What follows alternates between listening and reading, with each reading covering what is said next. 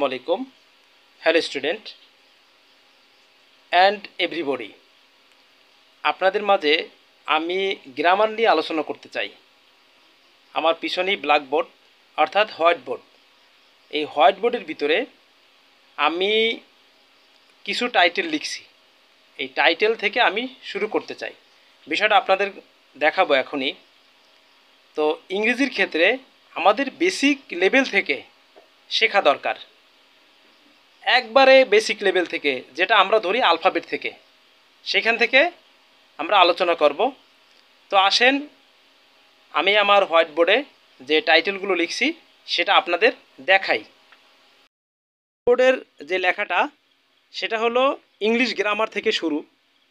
উপরে আমি English grammar লিখছি।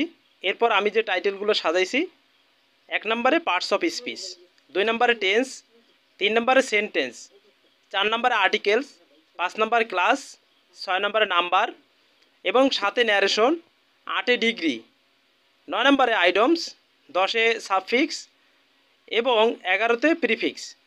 সাইডে দেখেন সিলেবেল এবং আলফাবেট লেখা আছে। আপনাদের মাঝে একটি কথা আমি বলতে চাই যে সিলেবেলটা কিন্তু আমাদের শব্দ গঠনে দরকার হয়।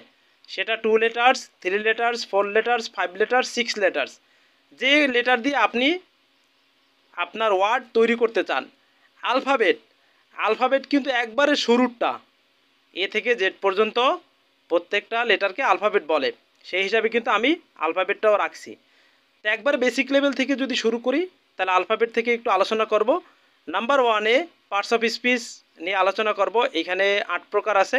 ওই যে noun, pronoun, verb, adverb, preposition, conjunction, interjection, আপনার মাঝখানে অ্যাডজেক্টিভ।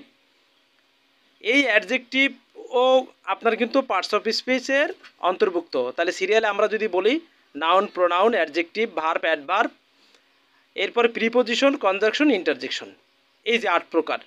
তা এটাও আলোচনা বিস্তারিত করব। টেন্সও 3 প্রকার, প্রেজেন্ট, পাস্ট, ফিউচার। তো এখন আলফাবেট দিয়েই আলোচনা করার পরে আমার প্রথম টাইটেল থাকবে পার্টস অফ স্পিচ। এখন এইখানে আপনাদের যদি কোনো মতামত থাকে যে কোনটা দিয়ে শুরু করলে ভালো হবে, আপনারা মতামত দিতে পারেন। আর ভিডিওটি যদি ভালো লাগে তাহলে আপনি লাইক করবেন, শেয়ার করবেন, কমেন্ট করবেন এবং অন্যদেরকে জানার সুযোগ করে দিবেন। আপনাদের মাঝে লাস্ট একটা কথা বলি, এই প্রত্যেকটা বিষয়ের বিস্তারিত আগামীকাল থেকে এক একটা করে আপনাদের মাঝে শেয়ার করব।